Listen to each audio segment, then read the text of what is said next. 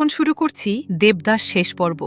কলিকাতা ত্যাগ করিয়া কিছুদিন যখন দেবদাস এলাহাবাদে বাস করিতেছিল, তখন হঠাৎ একদিন সে চন্দ্রমুখীকে চিঠি লিখিয়াছিল।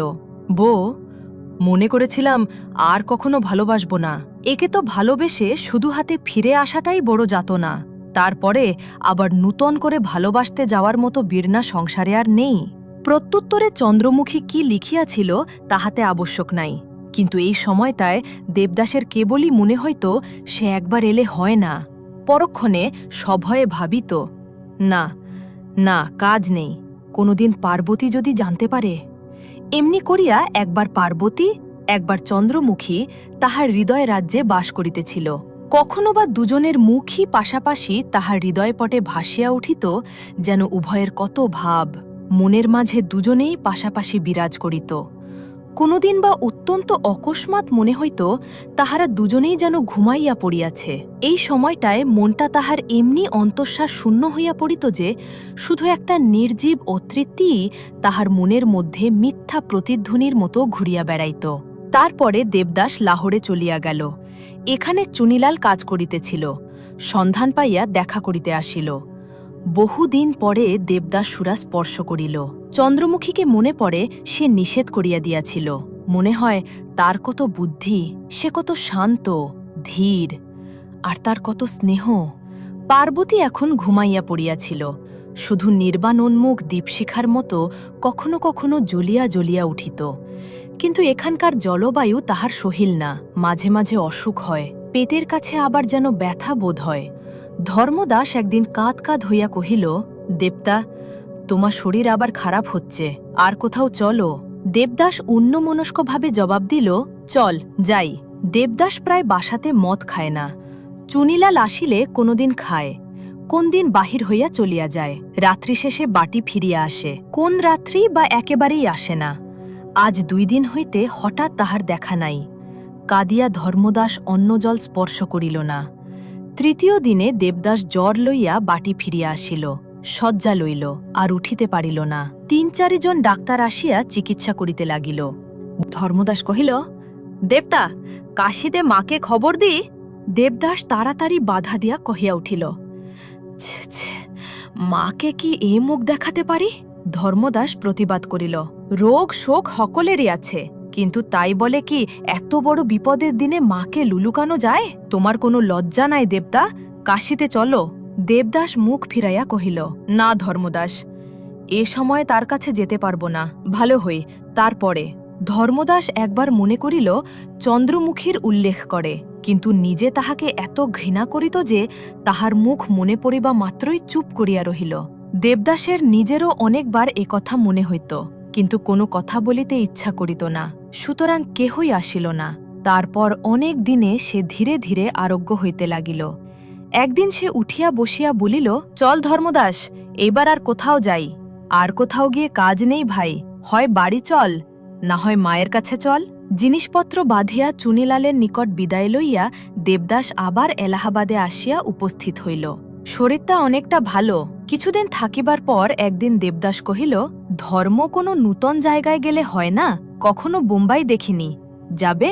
আগ্রহ দেখিয়া অনিচ্ছা সত্ত্বেও ধর্মদাস মত দিল। সময়টা জ্যৈষ্ঠ মাস, বোম্বাই শহর তেমন গরম নয়। এখানে আসিয়া দেবদাস অনেকটা সারিয়া উঠিল। ধর্মদাস জিজ্ঞাসা করিল, এখন বাড়ি গেলে হয় না? দেবদাস কহিল, না, বেশ আছি, আমি এখানেই আর কিছুদিন থাকব।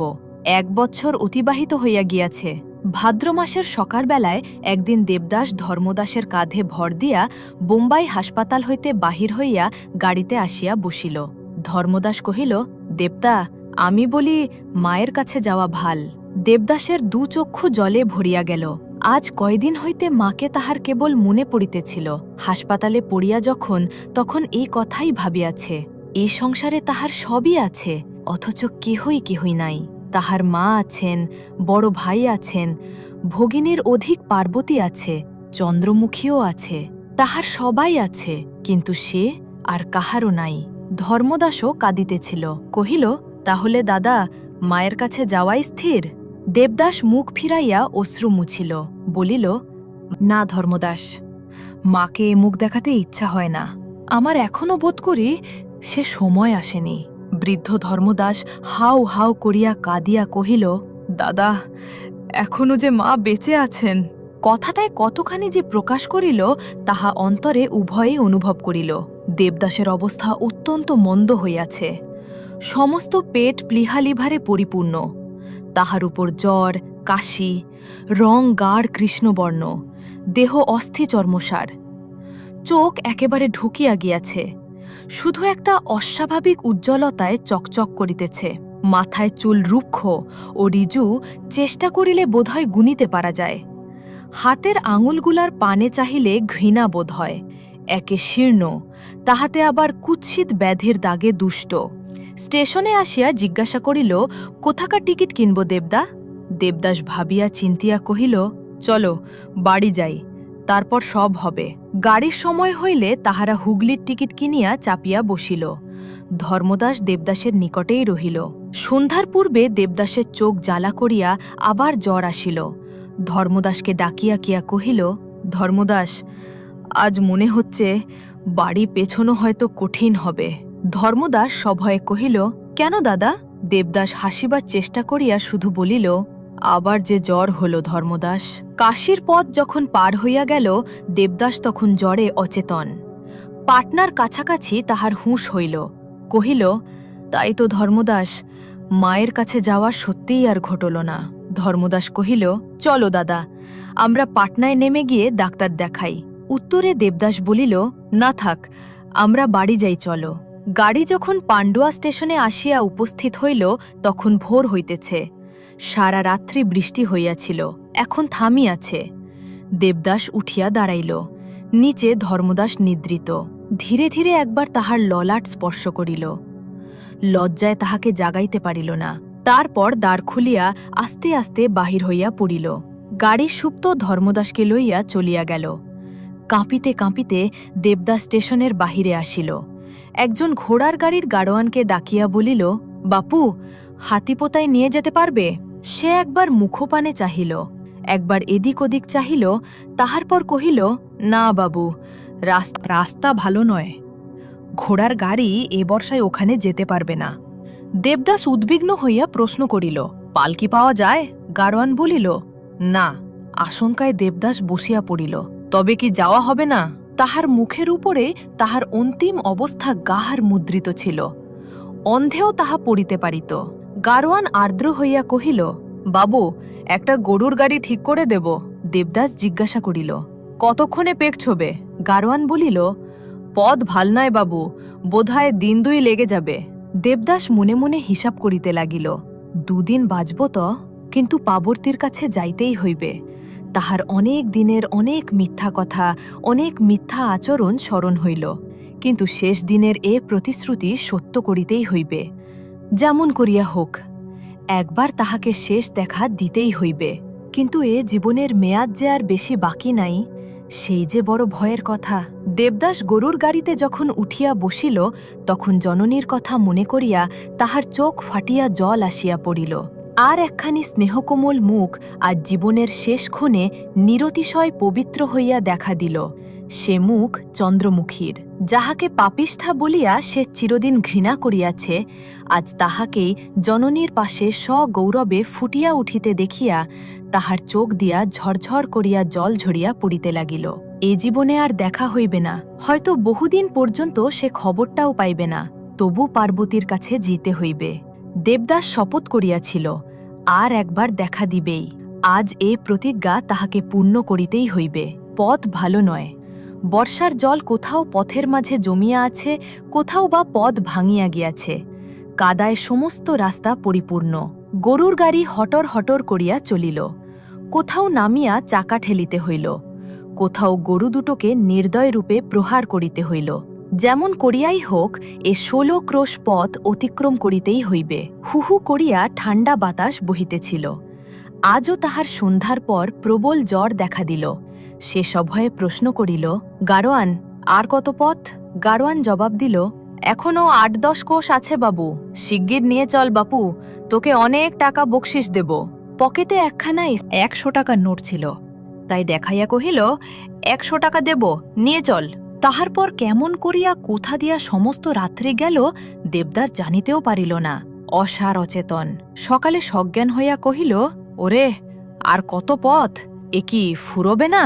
গাড়োয়ান কহিল, আরও 6 কোষ।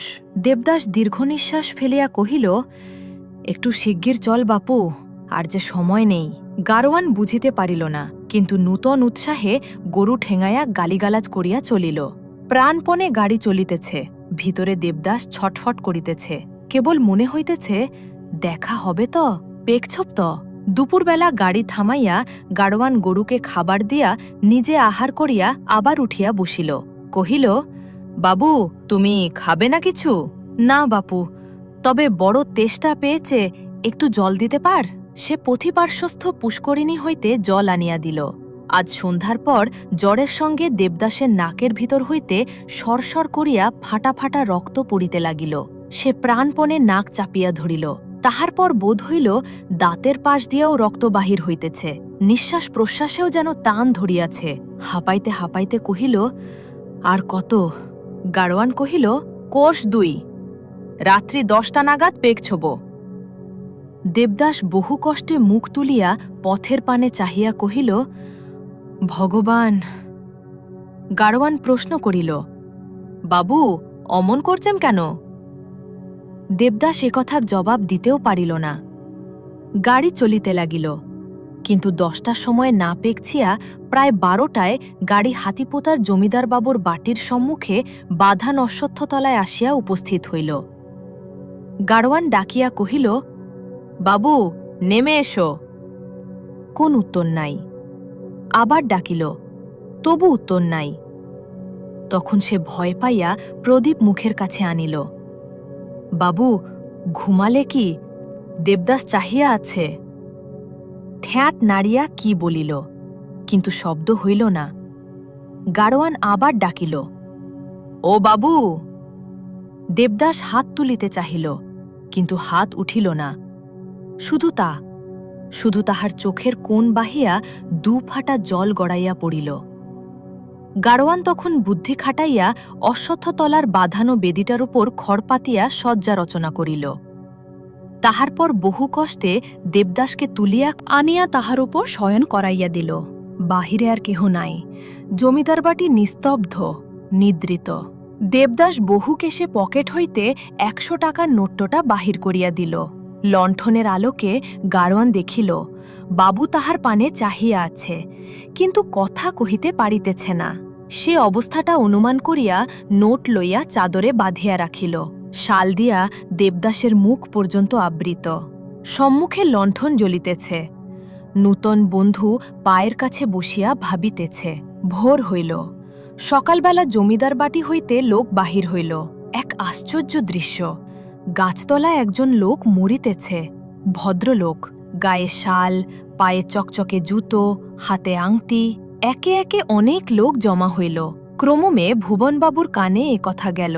তিনি ডাক্তার আনিতে বলিয়া নিজে উপস্থিত হইলেন। দেবদাস সকলের পানে চাহিয়া দেখিল, কিন্তু তাহার কণ্ঠরোধ হইয়াছিল। একটা কথাও বলিতে পারিল না। শুধু চোখ দিয়া জল গড়াইয়া পড়িতে লাগিল। গাড়োয়ান যতদূর জানে বলিল, কিন্তু তাহাতে সুবিধা হইল না। ডাক্তার আসিয়া কহিল, শ্বাস উঠেছে, এখনই মরবে। সকলেই কহিল, আহা।